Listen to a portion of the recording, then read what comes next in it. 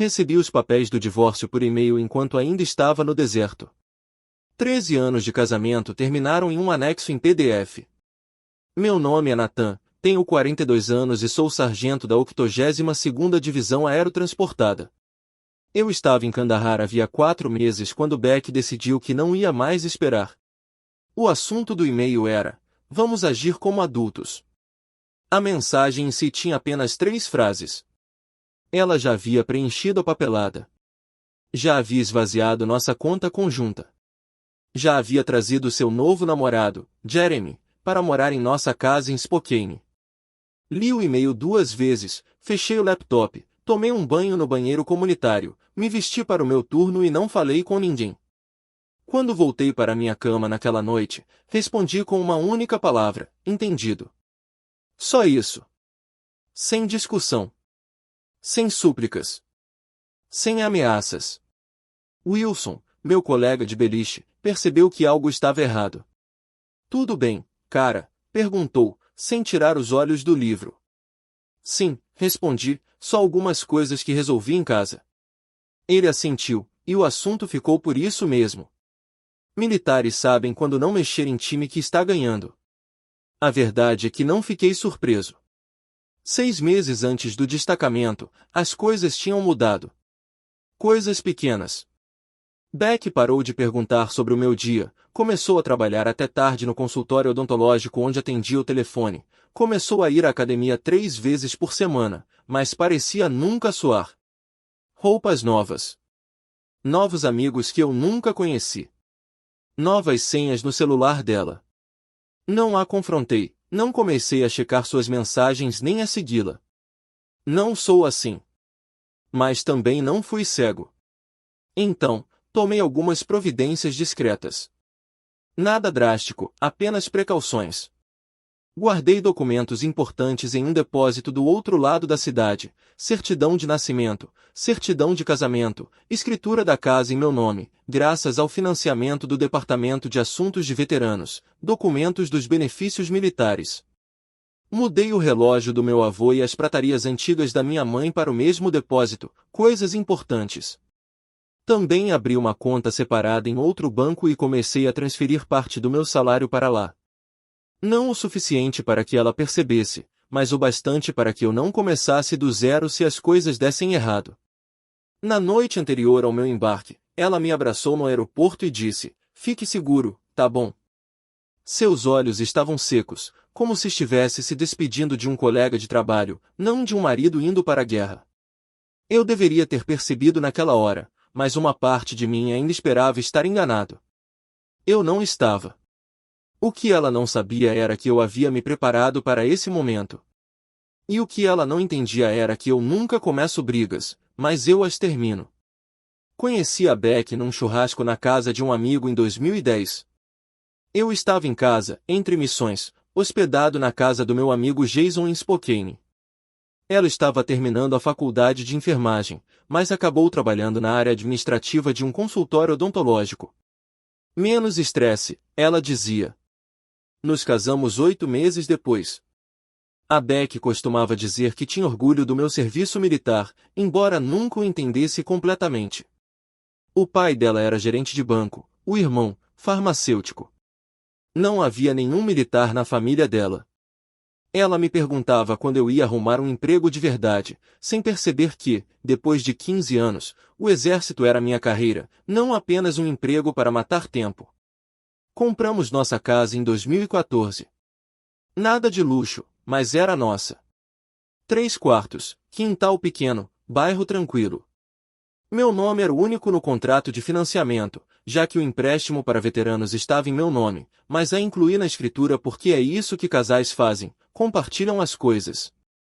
Meu pai morreu 1 ano depois do nosso casamento, ataque cardíaco enquanto limpava a neve. Minha mãe faleceu 3 anos depois, câncer de pulmão, embora nunca tenha fumado na vida. Eles me deixaram algum dinheiro. Não uma fortuna, mas o suficiente para que eu e Beck pudéssemos quitar nossos empréstimos estudantis e ainda ter uma reserva. Durante nosso casamento, fui mobilizado 4 vezes, 2 vezes para o Iraque e 2 vezes para o Afeganistão. Cada vez que eu voltava para casa, Beck parecia um pouco mais distante, um pouco mais inquieta, como se estivesse desempenhando um papel que já não lhe servia mais. Eu não me alistei para ser esposa de militar, ela me disse certa vez, depois que mencionei a possibilidade de renovar meu contrato por mais 4 anos. Estou cansada de ficar sozinha o tempo todo. Eu a entendia. De verdade. Mas o exército era o único lugar onde eu realmente me sentia pertencendo. Eu era bom no que fazia. As pessoas dependiam de mim. Em 2019, as coisas começaram a mudar. Pequenas coisas no início. Beck ficava irritada quando eu ligava durante as noites das meninas, começou a falar sobre como sua amiga Melissa tinha se divorciado do marido e estava vivendo a melhor fase da vida, começou a fazer comentários sobre como não tínhamos mais nada em comum. Sugeri terapia de casal. Ela disse que estava tudo bem, que era só uma fase. Depois vieram as noites trabalhando até tarde, os fins de semana fora com amigas que eu nunca tinha visto, as roupas novas, a matrícula na academia que ela raramente usava. Eu deveria tê-la confrontado, mas não é assim que lido com as coisas. Nunca lidei. Meu pai me ensinou a pensar antes de falar, a ter certeza antes de agir. Então, observei e me preparei em silêncio, porque meu instinto me dizia que algo estava para acontecer. E nesta vida, você aprende a confiar no seu instinto. 2 semanas depois de receber o e-mail do divórcio, eu estava sentada no refeitório quando meu celular vibrou, uma notificação do aplicativo do nosso banco. Mais um saque, $88.500. Quase tudo o que nos restava. Larguei o garfo e abri o aplicativo. O saldo da conta conjunta havia caído para $22,37. Nossas economias, $47.000 que havíamos acumulado ao longo de anos, tinham desaparecido completamente, transferidas para uma conta que eu não reconhecia. Murphy, um dos caras da minha unidade, olhou para mim. Mais notícias? Bloqueei meu celular. Não, só algumas coisas da conta. Naquela noite, liguei para o nosso banco do centro telefônico da base. Descobri que Beck vinha movimentando dinheiro há semanas, pequenas quantias no início, depois maiores.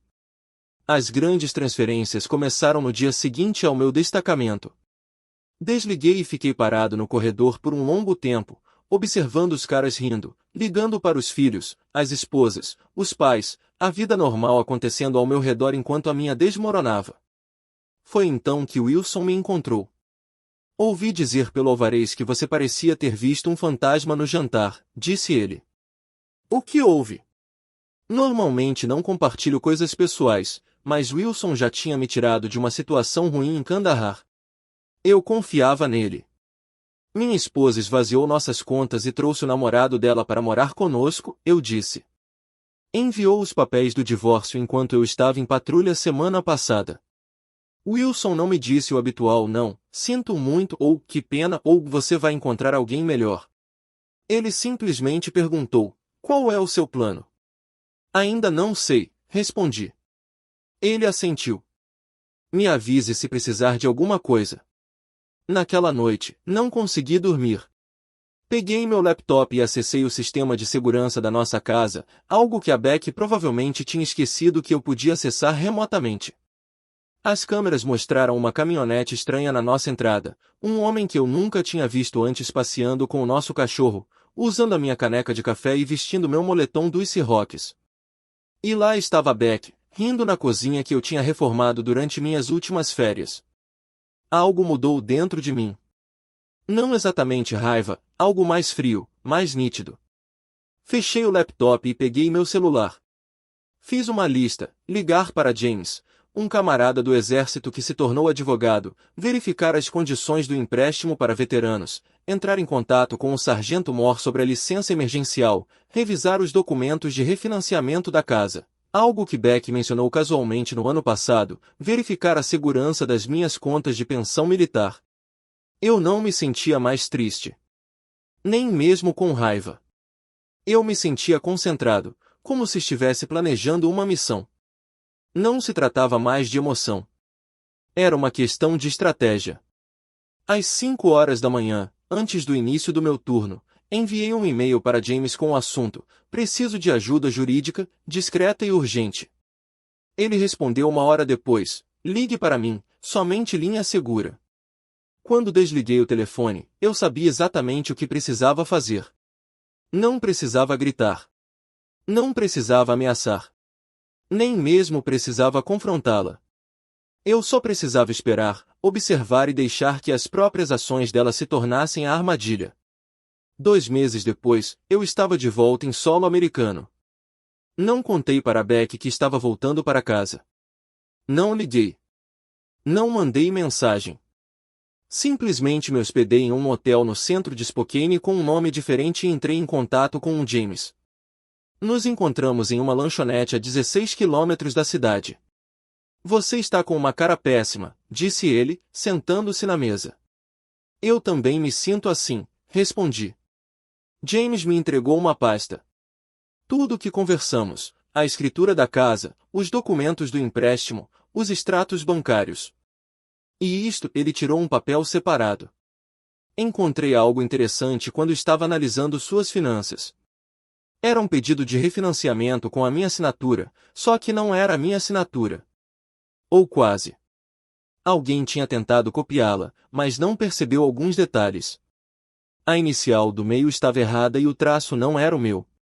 Foi a Beck que fez isso, perguntei, embora já soubesse a resposta. James assentiu. Há 3 meses. Use o patrimônio líquido para sacar $330 mil. Sua assinatura é necessária, já que o empréstimo do VA está apenas em seu nome. Falsificou minha assinatura, fez um empréstimo usando nossa casa como garantia, depois esvaziou nossas contas e pediu o divórcio, eu disse. Mulher ocupada. Fica ainda melhor, disse James. Ela colocou o namorado como correquerente. Ele tem antecedentes criminais, 2 prisões por dirigir embriagado e uma acusação de fraude de 2019. Respirei fundo. Quais são as minhas opções? Várias, disse James. Mas primeiro, você precisa decidir o que quer. Pensei a respeito. Quero o que é legalmente meu e quero que ela entenda as consequências. James sorriu. Então, faremos o seguinte. No dia seguinte, passei de carro em frente à nossa casa. A caminhonete do namorado dela não estava mais lá, mas o carro da Beck estava na garagem. Estacionei na rua e fiquei observando por um tempo, pensando em bater na porta e confrontá-la, mas esse não era o plano. Em vez disso, fui até o banco, encontrei o gerente de empréstimos que havia processado o refinanciamento, mostrei a ele minha identidade militar, mostrei a assinatura verdadeira na minha carteira de motorista e mostrei os documentos falsificados. O rosto dele empalideceu. Preciso denunciar isso imediatamente. Entendo, eu disse. Já registrei um boletim de ocorrência. Naquela noite, recebi uma mensagem da Beck. Com quem você estava falando no banco? O Jeremy disse que alguém estava fazendo perguntas. Eu não respondi. No dia seguinte, fui ao cartório do condado, preenchi a documentação contestando o refinanciamento por suspeita de fraude e registrei um aviso formal de que nenhuma alteração na propriedade poderia ser feita sem a minha presença. 2 dias depois, Beck ligou. Deixei cair na caixa postal. Nathan, precisamos conversar. O banco ligou sobre a casa. O que você está fazendo? Se for sobre o divórcio, podemos conversar como adultos. Como adultos, as mesmas palavras do e-mail dela. Continuei sem responder. James ligou naquela tarde. Congelaram o dinheiro do refinanciamento. E tem mais, o namorado da sua esposa anda dirigindo sua caminhonete, certo? Aquela que está no seu nome? Sim. Ele foi parado hoje de manhã dirigindo com a carteira suspensa por causa daquelas multas por dirigir embriagado. Apreenderam o veículo. Ótimo, eu disse. Ele também tinha algumas coisas interessantes na caminhonete, blocos de receitas do consultório odontológico onde a Beck trabalha. Não estavam em branco. Fechei os olhos. Ela anda roubando blocos de receitas? Parece que sim. A polícia está investigando. Desliguei o telefone e sentei na beirada da cama do motel. A situação estava ficando maior do que eu imaginava. Uma parte de mim queria ligar para Beck, avisá-la, velhos hábitos. Mas aí me lembrei das imagens da câmera de segurança, minha casa, meu cachorro, minha vida entregues como se não significassem nada. Não. Esse era o caminho agora. Eu não podia voltar atrás, e sinceramente, não queria. Na manhã seguinte, encontrei-me com um investigador de fraudes bancárias. Chamava-se Thompson, um homem baixo, com olhos cansados e uma mancha de café na gravata. Isso acontece com mais frequência do que você imagina, disse ele, espalhando documentos sobre a mesa. Um cônjuge é enviado para o exterior, o outro vê uma oportunidade. E agora? Perguntei. Congelamos os fundos do refinanciamento fraudulento, mas há um problema. Parte do dinheiro já sumiu. Quanto? Cerca de metade, $14.600. Inclinei-me para a frente. Para onde foi? Thompson hesitou. Não posso compartilhar essa informação. É a minha casa. Minha assinatura foi falsificada. Meu dinheiro foi roubado. Ele assentiu lentamente, em seguida, virou a tela do computador para mim. Estas são as transferências da conta do refinanciamento. Examinei a lista. Várias transferências para alguém chamado Daniel Spencer, não Jeremy. Outra pessoa de quem eu nunca tinha ouvido falar. Quem é Daniel Spencer? Perguntei. Thompson deu de ombros. Não é da minha alçada, mas você deveria pedir ao seu advogado para solicitar esses registros por meio de intimação. Assim que saí do banco, liguei para James. Daniel Spencer, ele repetiu. Deixe-me verificar. 1 hora depois, ele ligou de volta. Consegui. Daniel Spencer é corretor de imóveis.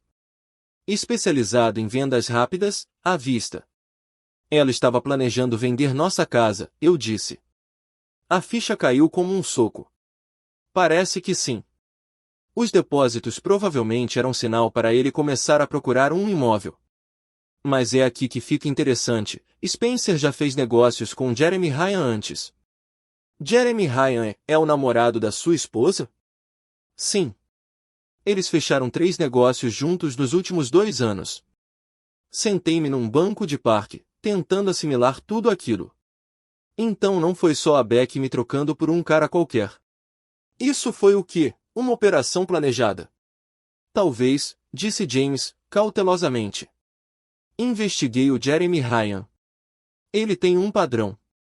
Se envolve com mulheres que estão se divorciando ou com cônjuges de militares em missão. Encontrei 3 casos até agora. Em cada um deles, a casa da mulher é vendida bem abaixo do valor de mercado para um dos clientes do Spencer. O Ryan fica com uma parte e depois segue em frente. E a Beck, ela sabia disso. Difícil dizer. Talvez ela também seja uma vítima, ou talvez esteja envolvida. Esfreguei o rosto. Não se tratava mais apenas da traição de Beck. Era algo maior, algo premeditado. E outras famílias de militares também tinham sido vítimas. O que fazemos? Perguntei. Já entrei em contato com a divisão de crimes financeiros do FBI, disse James. Isso ultrapassa as fronteiras estaduais, envolve militares e empréstimos do Departamento de Assuntos de Veteranos. Eles estão interessados. Naquela noite, eu estava sentado no meu quarto de motel com uma cerveja, pensando em tudo, me perguntando se Beck tinha me enganado durante todo o nosso casamento ou se ela tinha se deixado levar pelo esquema do Jeremy, me perguntando se isso importava mesmo. Meu telefone vibrou. Beck de novo. Nathan, por favor, me liga. O banco está falando de uma fraude e o Jeremy foi preso por dirigir sua caminhonete. Eu não entendo o que está acontecendo. Fiquei olhando para a mensagem por um longo tempo, depois digitei. Quem é Daniel Spencer? 3 pontinhos apareceram quando ela começou a digitar, depois parou. Começou de novo. Parou. Finalmente, não sei do que você está falando. 14.600. Escrevi várias transferências, anúncio de imóvel. Nenhuma resposta por 10 minutos. Então, não é o que você pensa. Desliguei o telefone e fui dormir. Na manhã seguinte, James ligou. O FBI quer se encontrar com você. Eles estão investigando Ryan e Spencer há meses. Você não é o primeiro, mas pode ser o caso que vai desvendar o mistério. Pela primeira vez desde que recebi aquele e-mail sobre o divórcio, senti algo próximo à satisfação, não porque meu casamento tivesse acabado, mas porque a verdade finalmente estava vindo à tona. Encontrei-me com os agentes do FBI no escritório deles em Spokane. O agente Patel e o agente Donovan. Eles registraram meu depoimento e fizeram cópias de todos os documentos que James e eu havíamos reunido. Seu caso ajuda a estabelecer um padrão, explicou o agente Patel. Mostra intenção, organização. Isso caracteriza como uma conspiração, e não como incidentes isolados. E quanto a Beck? Perguntei. Minha esposa, ex-esposa. Os agentes trocaram olhares. Ainda estamos determinando o nível de envolvimento dela, disse Donovan cuidadosamente. Ela alguma vez mencionou dificuldades financeiras, pressão para vender a casa? Pensei. Ela ficava dizendo que estávamos endividados com a casa, que deveríamos morar em um lugar menor. Eu não via necessidade. As prestações da hipoteca eram administráveis com o meu salário.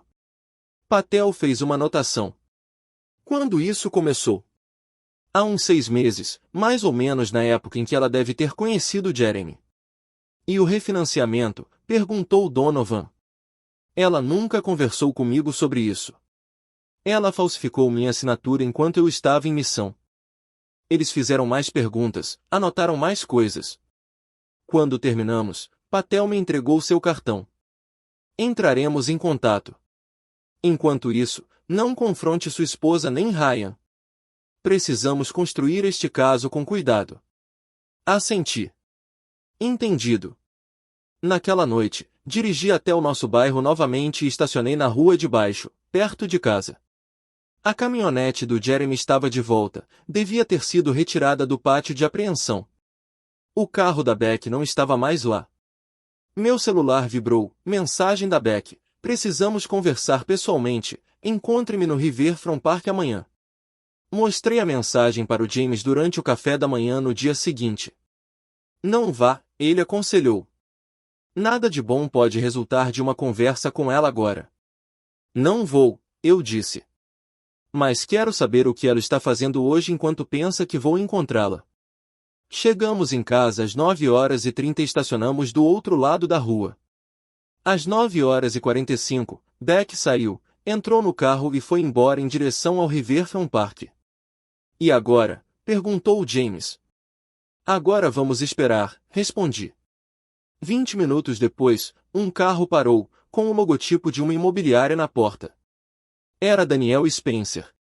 Jeremy saiu para cumprimentá-lo.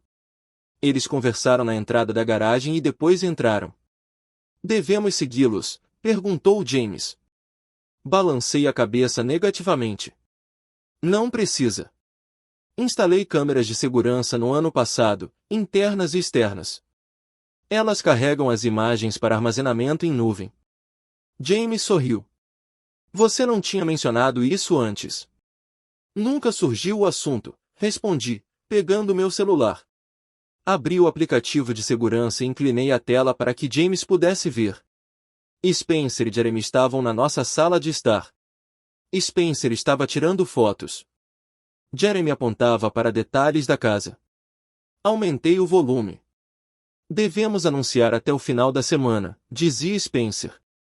Já tenho um comprador interessado, oferta à vista, como sempre. Quanto? Perguntou Jeremy. 420, anunciamos por 470, eles oferecem 420, todo mundo fica feliz. E o marido? Beck diz que ele está causando problemas. Spencer acenou com a mão, como quem dispensa o assunto. Militares são todos iguais. Fazem barulho, mas têm missões, responsabilidades. Ele vai aceitar um acordo para se livrar disso. Virei-me para James. Está a receber isto? Ele já estava a gravar a transmissão no telemóvel. Cada palavra. Encaminhei o acesso à transmissão de segurança ao agente Patel com uma mensagem curta. Acontece agora. 30 minutos depois, nossa casa estava cercada por veículos do FBI. Observei da rua enquanto os agentes levavam Spencer e Jeremy algemados. Meu telefone tocou, era agente Patel. Conseguimos uma gravação deles discutindo o esquema de fraude, disse ela. Além disso, conspiração, fraude eletrônica e tentativa de venda de propriedade sob falsos pretextos. Precisaremos de um depoimento formal seu. Claro, respondi. E Sr. Briggs, sua esposa acabou de chegar. Ela está abalada. Olhei para o final da rua.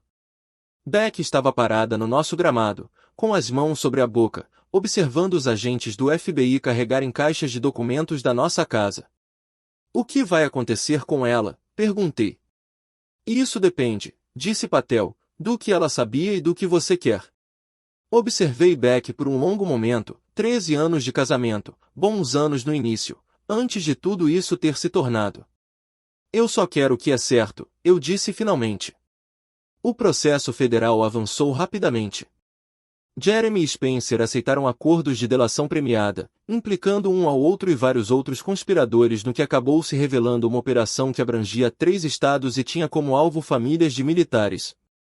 Beck alegou não saber nada sobre o esquema maior, disse que Jeremy a convenceu de que eu estava escondendo dinheiro, planejando deixá-la sem nada, e que a ideia do refinanciamento foi dele, ela apenas concordou. Talvez fosse verdade. Talvez não.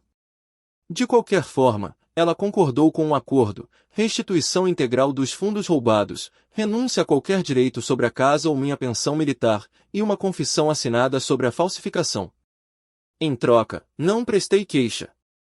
O divórcio foi finalizado 6 meses depois daquele e-mail de Kandahar. Sem culpa. Separação amigável, considerando tudo. No dia em que as últimas papeladas foram assinadas, recebi uma ligação da agente Patel. Jeremy Ryan foi sentenciado hoje, 8 anos por fraude, conspiração e roubo de identidade. Spencer pegou 12. Achei que você gostaria de saber. Obrigado, eu disse. Tem mais uma coisa, ela acrescentou. Encontramos evidências de que eles fizeram isso com outras 11 famílias de militares. Seu caso nos ajudou a identificar o padrão. Essas famílias podem recuperar o dinheiro graças a você. Depois que desliguei o telefone, sentei na varanda do meu apartamento alugado, observando o pôr do sol, pensando naquelas outras famílias, outros homens que foram para o fronte acreditando que seus lares e casamentos estariam seguros, apenas para voltar e encontrar tudo vazio. Eu não tinha planejado ser eu a desmantelar a operação de Jeremy e Spencer. Eu só queria o que era meu. Mas às vezes as coisas acontecem de maneiras inesperadas. Meu celular vibrou, mensagem da Beck, eu nunca quis que as coisas terminassem assim. Não respondi. Não havia mais nada a dizer. 1 ano depois, vendi a casa. Não aguentava mais morar lá, muitas lembranças, muita traição naquelas paredes. Usei o dinheiro para comprar uma pequena cabana nos arredores de Missoula, Montana, 2 quartos, 4 hectares de terra, um riacho correndo atrás, nenhum vizinho por quilômetros. Me aposentei do exército mais cedo. 20 anos foram suficientes. Eu já tinha dado o meu máximo. Adotei um cachorro, um pastor alemão chamado Scout. Comecei a fazer trabalhos de carpintaria para os moradores locais. Nada sofisticado, mas mantinha minhas mãos ocupadas e pagava as contas. Minha pensão militar cobria o resto. Às vezes eu pensava na Beck, me perguntava onde ela tinha ido parar. O James soube que ela tinha voltado para sua cidade natal no Oregon, trabalhando em outro consultório odontológico, recomeçando a vida, eu acho. Eu não a odiava mais. Para ser sincera, eu não sentia muita coisa por ela. Ela tinha feito as escolhas dela, e eu também. Certa noite, recebi uma carta de uma mulher de Fort Worth.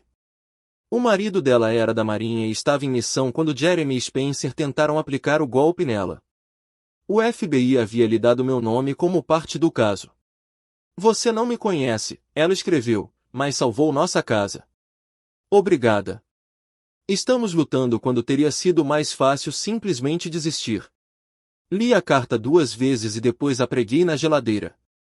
Em alguns dias, quando o silêncio ficava ensurdecedor ou as lembranças muito vívidas, eu olhava para aquela carta e me lembrava de que algo de bom havia resultado de tudo aquilo.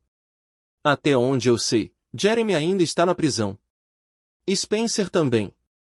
O sistema funcionou, pelo menos desta vez. Quanto a mim, eu estava encontrando meu caminho, um dia tranquilo de cada vez, construindo algo novo, algo que não pudesse ser roubado, falsificado ou traído. Algo que fosse só meu.